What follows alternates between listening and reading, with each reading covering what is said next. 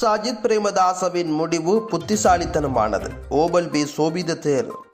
ராஜபக்சர்களின் கைகூலியான ரணிலை விரட்டி அடிப்போம். ஹட்டனில் போராட்டம். இலங்கையை போன்று திவாலாகும் அபாயத்தில் மலேசியா இல்லை. நிதியமைச்சர் தகவல். இலங்கையின் நெருக்கடி குறித்து இந்திய மத்திய அரசு ஆய்வு. சடதியாக அதிகரிக்கப்பட்ட மின்வெட்டு நேரம். இன்று புதன்கிழமைக்கான மின்துண்டிப்பு நேர அட்டவணை.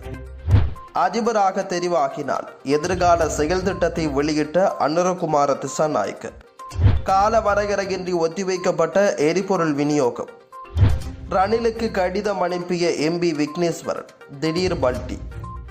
ரணில் ஜனாதிபதியானால் பிரதமராகும் பசில். இனி விரிவான செய்திகள். இன்று புதன்கிழமை 3 மணித்தியாலம் 40 நிமிட மின்வெட்டை நடைமுறைப்படுத்த பொது பயன்பாட்டு ஆணைக்குழு அனுமதி அளித்துள்ளது. இதன்படி ஏதுடக்கம் டபிள்யூ ஆகிய வலயங்களில் பகல் வேளைகளில் 2 மணித்தியாலமும் 20 நிமிடங்களும், இரவு வேளையில் 1 மணித்தியாலமும் 20 நிமிடங்களும் மின்வெட்டு மேற்கொள்ளப்பட உள்ளது.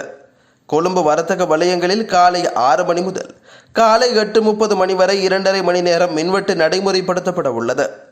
அத்துடன் MNOXYZ ஆகிய வலயங்களில் காலை 5:30 மணி முதல் 8:30 மணி வரை 3 மணி நேர மின்வெட்டு மேற்கொள்ளப்பட உள்ளது. இலங்கையின் நெருக்கடி தொடர்பில் இந்திய மத்திய அரசாங்கம் அழைத்திருந்த சர்வகட்சி மாநாடு நேற்று புதுடெல்லியில் இடம்பெற்றுள்ளது. இதில் இந்தியாவின் வெளியுறவுத்துறை அமைச்சர் ஜெய்சங்கர் இலங்கையின் நெருக்கடி குறித்து கருத்துக்களை பகிர்ந்து கொண்டுள்ளார். தேசிய மாநாட்டு கட்சியின் பாருக் அப்துல்லா, திமுகவின் சார்பில் DR பாலு, மறுமலர்ச்சி திராவிட முன்னேற்ற கழகத்தின் செயலாளர் வைகோ பால்சுவாமி, இந்திய கம்யூனிஸ்ட் கட்சியின் வினய் விஸ்வம் உள்ளிட்டோர் இதில் பங்கேற்றுள்ளனர். அத்துடன் காங்கிரசின் சார்பில் P சிதம்பரம், அனைத்திந்திய அண்ணா திராவிட முன்னேற்ற கழகத்தின் சார்பில் P தம்பிதுரையும் இதில் பங்கேற்றுள்ளனர். கூட்டத்தில் எடுக்கப்பட்ட முடிவுகள் குறித்து இன்னும் தகவல்கள் வெளியாகவில்லை. ஜனாதிபதியை தெரிவு செய்வதற்கான நாடாளுமன்ற வாக்கெடுப்பில் இருந்து எதிர்க்கட்சி தலைவர் சஜித் பிரேமதாச விலகியமை ஒரு புத்திசாலித்தனமான நடவடிக்கை என தென்னிலங்கையின் பிரதான சங்க தலைவர் கலாநிதி ஓமல் பி சோபித தேரர் தெரிவித்துள்ளார். நாடாளுமன்ற உறுப்பினர்களின் வாக்குகளால் அடுத்த ஜனாதிபதியை நியமிப்பதற்கான வாக்கெடுப்பு நடைபெறும் இந்த தருணத்தில் போராட்டத்தில் மக்களின் கருத்தை மனதில் வைத்து சரியான வேட்பாளருக்கு தங்களின் பெறுமதியான வாக்கை வழங்க வேண்டும் எனவும் அவர் குறிப்பிட்டுள்ளார். இந்த நிலையில் ஜனாதிபதியை தெரிவு செய்வதற்கான மும்முனை போராக மாறியுள்ளது. எதிர்க்கட்சி தலைவர் நாட்டுக்காக சரியான முடிவை எடுத்தார் என்பதை நாம் அறிந்து கொண்டுள்ளோம். மக்கள் எப்போதும் போராட முடியாது. நாட்டை அராஜகமாக மாற்றாமல் இருக்க வேண்டிய பொறுப்பு தற்போது நாடாளுமன்ற உறுப்பினர்களின் கைகளில் காணப்படுகின்றது. நாட்டில் போராட்டத்தை முன்னெடுத்த மக்களின் நோக்கங்களையும் அவர்கள் புரிந்து கொள்ள வேண்டும். சஜித் பிரேமதாஸ் அவர்களுக்கு நாம் நன்றி கூறுவதுடன் இதன் மூலம் சர்வகட்சி அமைச்சரவையும் இடைக்கால அரசாங்கத்தையும் அமைக்கும் சந்தர்ப்பம் கிடைத்தால் அதனை மிக சிறந்த நடவடிக்கையாகவே பார்க்கின்றோம் எனவும் குறிப்பிட்டுள்ளார். நாடாளுமன்றத்தில் இன்று நடைபெறும் வாக்கெடுப்பில் ரணில் விக்ரமசிங்க வெற்றி பெற்று ஜனாதிபதியானால் எதிர்காலத்தில் பசில் ராஜபக்ச பிரதமராக வருவார் என அரசியல் தகவல் வட்டாரங்கள் தெரிவிக்கின்றன. இந்த நடவடிக்கை திடீரென நடக்காது எனவும் படிப்படியாக நடக்கும் எனவும் அரசியல் அவதானிகளால் சுட்டிக்காட்டப்பட்டுள்ளது. ரணில் விக்ரமசிங்கவுக்கு ஐக்கிய தேசிய கட்சி என்ற வகையில் நாடாளுமன்றத்தில் ஒரே ஒரு வாக்கு மட்டுமே காணப்படுகின்றது. தற்போது முழு அரசாங்க கட்சி பொறிமுறையும் ஸ்ரீலங்கா பொதுஜன பெரமுனவின் தேசிய அமைப்பாளர் பசில் ராஜபக்ச தலைமையிலேயே காணப்படுகின்றது. ரணில் விக்ரமசிங்கவை ஜனாதிபதி பதவிக்கு நியமிக்கும் வாக்கெடுப்பு பிரசாரமும் பசில் ராஜபக்சவினால் முன்னெடுக்கப்படுகின்றது. டலஸ் சஜித் இணைந்து போட்டியிடுவார்கள் என்ற அறிவிப்புடன் பலரிடையே பின்னடைவு ஏற்பட்ட போதிலும் பசில் பின்வாங்கவில்லை என தெரிய வந்துள்ளது.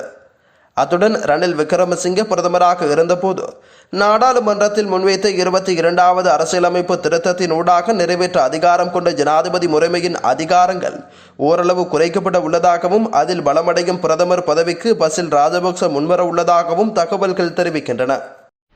மலேசியா நிலையான பொருளாதாரத்தை கொண்டுள்ளது. எனவே அது இலங்கையை போன்று திவாலாகும் அபாயத்தில் இல்லை என்று மலேசிய நிதி அமைச்சர் தெங்கு ஜஃப்ருல் அஜீஸ் தெரிவித்துள்ளார். இந்த ஆண்டு நாட்டின் பொருளாதாரம் 5.75% வளர்ச்சியடையும் என்ற சர்வதேச நாணய நிதியத்தின் கணிப்பு தமது நம்பிக்கைக்கான காரணம் என்றும் அவர் தெரிவித்துள்ளார். திவாலாகும் பொருளாதார சிக்கலை மலேசியா எதிர்கொள்கிறது என்று சர்வதேச நாணய நிதியம் ஒருபோதும் கூறவில்லை என்று அவர் இன்று செவ்வாய்க்கிழமை நாடாளுமன்றத்தில் தெரிவித்துள்ளார். மலேசியாவின் பொருளாதார குறிகாட்டிகளை இலங்கையுடன் ஒப்பிட்டு பார்த்தால் மலேசியாவின் பொருளாதாரம் இலங்கையின் பொருளாதாரத்தை விட மிகவும் நிலையானது என்பது தெளிவாகின்றது. எனினும் அரசாங்கம் இன்னமும் நாட்டின் நிதியை விவேகத்துடன் நிர்வகித்து கடன் அளவை கட்டுப்படுத்த வேண்டும் என்றும் அவர் சுட்டிக்காட்டியுள்ளார். புளூம்பெர்க் கணக்கின் ஒரு வருட இயல்பு நிலை நிகழ்தகவு இலங்கையின் 19.4% ஒப்பிடும்போது மலேசியாவில் 2.43% உள்ளது என்றும் மலேசிய அமைச்சர் குறிப்பிட்டுள்ளார். கால வரையறையின்றி ஒத்திவைக்கப்பட்ட எரிபொருள் விநியோகம். எரிசக்தி அமைச்சகம் தேசிய எரிபொருள் உரிமம் அல்லது QR வாகன இலக்கத்தகட்டின் இறுதி இலக்கத்துக்கு அமைய எரிபொருள் விநியோகிக்கும் திகதி கால வரையறையின்றி ஒத்திவைக்கப்பட்டுள்ளதாக எரிசக்தி அமைச்சின் சிரேஷ்ட அதிகாரி ஒருவர் நேற்று பிற்பகல் சிங்கள ஊடகம் ஒன்றிடம் தெரிவித்துள்ளார். வாகனத்தின் சின்னத்திற்கும் கடைசி இலக்கத்தின் பதிவு இலக்கத்திற்கும் என 2 நடவடிக்கைகளையும் நடைமுறைப்படுத்த முடியாது என எரிபொருள் நிரப்பு நிலைய உரிமையாளர்கள் தெரிவித்துள்ளதாகவும் அதற்கான மாற்று நடவடிக்கையை மேற்கொள்வது குறித்து தற்போது ஆலோசித்து வருவதாகவும் அந்த அதிகாரி தெரிவித்துள்ளார். QR சின்னம் அமல்படுத்தப்படும் போது கையடக்க தொலைபேசிகளை எரிபொருள் நிரப்பு நிலையங்களுக்கு கொண்டு செல்வதில் நடைமுறை சிக்கல்கள் இருப்பதாக காப்புறுதி நிறுவனங்கள் தெரிவித்துள்ளதாக எரிபொருள் நிரப்பு நிலைய உரிமையாளர்கள் சங்கத்தின் தலைவர் குமார ராஜபக்ச நேற்று காலை தெரிவித்திருந்தார். இதேவேளை வாகன இலக்கத்தகட்டின் இறுதி இலக்கத்துக்கு அமைய எரிபொருள் விநியோகிக்கும் நாட்களில் திருத்தம் மேற்கொள்ளப்பட்டுள்ளது என மின்சக்தி மற்றும் எரிசக்தி அமைச்சர் காஞ்சன விஜயசேகர தனது ட்விட்டர் பதிவில் நேற்றைய தினம் தெரிவித்திருந்தமை குறிப்பிடத்தக்கது. ராஜபக்சர்களின் கைகூலியான ரணிலை விரட்டியடிப்போம் என்ற துணிப்பொருளில் ஹட்டனில் தொழிற்சங்கங்கள் மற்றும் வெகுசன அமைப்புகளின் கூட்டமைப்பின் ஏற்பாட்டில் போராட்டம் ஒன்று முன்னெடுக்கப்பட்டுள்ளது. இந்த போராட்டத்தில் சிவில் அமைப்புகளின் பிரதிநிதிகள், சமூக செயல்பாட்டாளர்கள், இளைஞர்கள் என பெருமளவானோர் பங்கேற்றுள்ளனர். ஹட்டன் மணிக்கூட்டு கோபுரத்திற்கு முன்பாக இன்று இந்த போராட்டம் முன்னெடுக்கப்பட்டுள்ளது. இடைநிறுத்தாத முடிவு கட்டுவோம், மக்களை வெற்றி பெற செய்வோம், இடைநிறுத்தாத நிறைவு செய்வோம், திருடர்களை விரட்டியடிப்போம், ராஜபக்சர்களின் கைக்கூலியான ரணிலை விரட்டியடிப்போம் என்ற பதாதைகளை ஏந்திய வண்ணம் கோஷங்களை எழுப்பியவாறு குறித்த போராட்டம் முன்னெடுக்கப்பட்டுள்ளது. பதில் ஜனாதிபதி ரணில் விக்ரமசிங்க பதவி விலக வேண்டும், மீண்டும் ஜனாதிபதியாக வரக்கூடாது என்ற போராட்டக்காரர்கள் வலியுறுத்தி உள்ளதுடன் அவ்வாறு இல்லாவிட்டால் போராட்டம் தொடரும் எனவும் சூளுரைத்துள்ளனர்.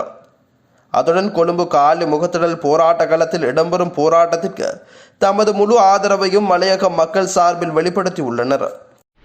தமிழ் மக்கள் சார்பில் 6 கோரிக்கைகள் அடங்கிய கடிதம் ஒன்றை இன்றைய தினம் செவ்வாய்க்கிழமை பதில் ஜனாதிபதி ரணில் விக்ரமசிங்கவிடம் கையளித்துள்ளேன். அவரின் உறுதிமொழிக்கு அமைய நடுநிலைமை என்ற தனது முடிவு சில வேளைகளில் மாறலாம் என யாழ் மாவட்ட நாடாளுமன்ற உறுப்பினர் CV விக்னேஸ்வரன் தெரிவித்துள்ளார். புதிய ஜனாதிபதியை தெரிவு செய்வதற்கான வாக்கெடுப்பு புதன்கிழமை காலை 10 மணிக்கு நாடாளுமன்றத்தில் இடம்பெறவுள்ள நிலையில் கட்சிகளின் ஆதரவை கோரும் முயற்சிகளில் ஜனாதிபதி வேட்பாளரான ரணில் விக்ரமசிங்க, டலஸ் அழகப்பெரும, அனுரகுமார திசாநாயக்க ஆகியோர் ஈடுபட்டுள்ளனர். இந்த நிலையில் ஜனாதிபதி பதவிக்கான வாக்கெடுப்பில் நடுநிலையாக செயல்பட போவதாக தமிழ் மக்கள் தேசிய கூட்டணியின் தலைவரும் பாராளுமன்ற உறுப்பினருமான நிதியரசர் CV விக்னேஸ்வரனினால் ஏற்கனவே கூறப்பட்ட நிலையில் தற்போது ஜனாதிபதி பதவிக்கான போட்டியிலிருந்து பிரதான எதிர்க்கட்சி தலைவரான சஜித் பிரேமதாச விலகியதால் உங்கள் நடுநிலைமை என்ற முடிவில் மாற்றங்கள் ஏதாவது உண்டா என அவரிடம் கேட்கப்பட்ட போது அவர் இவ்வாறு தெரிவித்துள்ளார். இது தொடர்பில் மேலும் கருத்து வெளியிட்டுள்ள அவர், தமிழ் மக்கள் சார்பில் 6 கோரிக்கைகள் அடங்கிய கடிதம் ஒன்றை பதில் ஜனாதிபதியும் புதிய ஜனாதிபதி வேட்பாளருமான ரணில் விக்ரமசிங்கவிடம் கையளித்துள்ளோம். அது தொடர்பில் அவர் சில உறுதிமொழிகளை வழங்கினார். எனினும் தமது பங்காளி கட்சிகளுடன் ஏனைய தமிழ் கட்சி தலைவர்களுடன் கலந்துரையாடிய பின்னரே இறுதி தீர்மானத்தை எடுக்க உள்ளேன். அப்போது சில வேளைகளில் நடுநிலைமை என்ற முடிவு மாற்றமடையலாம். அதேவேளை ஏனைய ஜனாதிபதி வேட்பாளர்கள் யாரும் எனது கட்சியின் ஆதரவை கோரவில்லை. ஆனால் ரணில் விக்ரமசிங்கவே என்னிடம் நேரடியாக ஆதரவு கோரினார். அதனாலேயே தமிழ் மக்கள் சார்பில் 6 கோரிக்கைகள் அடங்கிய கடிதம் ஒன்றை அவரிடம் நேரில் கையளித்தேன். அவர் உடனடியாகவே படித்து பார்த்து சில உறுதிமொழிகளை வழங்கியுள்ளார். இந்த கடிதத்தை எதிர்க்கட்சி தலைவரான சஜித் பிரேமதாசவிடமும் கையளிக்கவிருந்தேன். ஆனால் அவர் இறுதி நேரத்தில் ஜனாதிபதி பதவிக்கான போட்டியிலிருந்து விலகிவிட்டதால் அவருக்கு கையளிக்கவில்லை என்றும் குறிப்பிட்டுள்ளார். நிறைவேற்ற அதிகார அதிபர் முறையை ரத்து செய்து நாடாளுமன்றத்தை கலைத்து 6 மாதங்களுக்குள் பொது தேர்தலுக்கு அழைப்பு விடுக்கப் போவதாக தேசிய மக்கள் சக்தியின் அதிபர் வேட்பாளர் அனுரகுமார திசாநாயக்க தெரிவித்துள்ளார். இன்று அதிபர் தேர்தல் நாடாளுமன்றத்தில் இடம்பெறவுள்ள நிலையில் செயல் திட்டத்தை வெளியிட்ட அவர் தனது எதிர்கால திட்டங்களை வெளிப்படுத்தியுள்ளார். குறித்த செயல் திட்டத்தில் அவர் மேலும் தெரிவிக்கையில், தாம் அதிபராக தெரிவாகினால் அமைச்சரவையை அதிகபட்சம் 10 பேராக மட்டுப்படுத்துவதுடன் பொருளாதாரத்தை ஸ்திரப்படுத்துவதற்கு வெளிநாடுகள் மற்றும் சர்வதேச அமைப்புகளின் ஆதரவு பெறப்படும். தனது தலைமையின் கீழ் அமைக்கப்பட்ட இடைக்கால அரசாங்கத்தின் கீழ் அதிபர், அமைச்சர்கள், தலைவர்கள் மற்றும் அரசாங்க நிறுவனங்களின் பணிப்பாளர்களுக்கு அடிப்படை சம்பளம் மட்டுமே ஒதுக்கப்படும். பொருளாதாரத்தை ஸ்திரப்படுத்தும் வகையில் அக்டோபர் மாதம் தொடங்கும் பருவத்தில் சுற்றுலா பயணிகளை ஈர்க்கும் வகையில் சிறப்பு திட்டம் அறிமுகப்படுத்தப்படும். வெளிநாடுகள் மற்றும் சர்வதேச அமைப்புகளின் ஆதரவை பெறவும், பணவீக்கம் மற்றும் வருமான இழப்பு காரணமாக மிகவும் பாதிக்கப்படக்கூடிய சமூகங்களுக்கு முன்னுரிமை அளிக்கவும் திட்டமிடப்பட்டுள்ளது. ஜனநாயகத்தை வலுப்படுத்தவும், நிறைவேற்ற அதிகாரம் கொண்ட அதிபர் முறைமைக்கு உள்ள அதிகாரங்களை குறைக்கவும், சுயாதீன ஆணைக்குழுக்களை வலுப்படுத்தவும், அரசியலமைப்பில் திருத்தங்கள் கொண்டுவரவும் உடன்பாடு எட்டப்படும். ஊழலுக்கு எதிரான நடவடிக்கைகள் மீண்டும் தொடங்கப்படும் என்பதுடன் சர்வதேச ஆதரவை பெறவும் திருடப்பட்ட சொத்துக்களை மீட்பதற்கான வேலைத்திட்டமும் ஆரம்பிக்கப்படும். சட்டமா அதிபர் திணைக்களத்தால் வாபஸ் பெறப்பட்ட ஊழல் ஊழல் வழக்குகளை மீளாய்வு செய்து அவற்றை மீண்டும் விசாரணை செய்யும் சாத்தியக்கூறுகள் ஆராயப்படும். தொழில்நுட்ப சிக்கல்கள் உள்ள வழக்குகளை லஞ்ச ஊழல் ஆணைக்குழு மூலம் மீண்டும் தாக்கல் செய்து நிறுத்தி வைக்கப்பட்டுள்ள விசாரணைகளை துரிதப்படுத்த நடவடிக்கை எடுக்கப்படும். ரணில் விக்ரமசிங்கவோ அல்லது டலஸ் அழகப்பெருமவோ தெரிவு செய்யப்பட்ட பின்னர் இடைக்கால அரசாங்கத்தை அமைப்பதாக கூறவில்லை. நாடாளுமன்றத்தில் வாக்கெடுப்புக்கு முன்னர் இடைக்கால அரசாங்கத்தை அவர்கள் அமைப்பார்களா என்பதை வெளிப்படுத்துமாறு அன்னரகுமார திசாநாயக்க கோரிக்கை விடுத்துள்ளார். பொதுஜன பெரமுனவின் தலைவர் பிரிவுக்கும் பொதுச் செயலாளர் பிரிவுக்கும் இடையிலான போட்டிக்காகவே ரணிலும் டலஸும் போட்டியிடுகின்றனர். எனவே ஏன் வேட்புமனுவை தாம் திரும்ப பெற வேண்டும் என்றும் அவர் கேள்வி எழுப்பியுள்ளார். ஒரு பொது திட்டத்திற்கு ஒருமித்த கருத்து இருந்தால் தாம் பதவி விலகுவேன் என்று முன்பே கூறியதாக அவர் சுட்டிக்காட்டியுள்ளார்.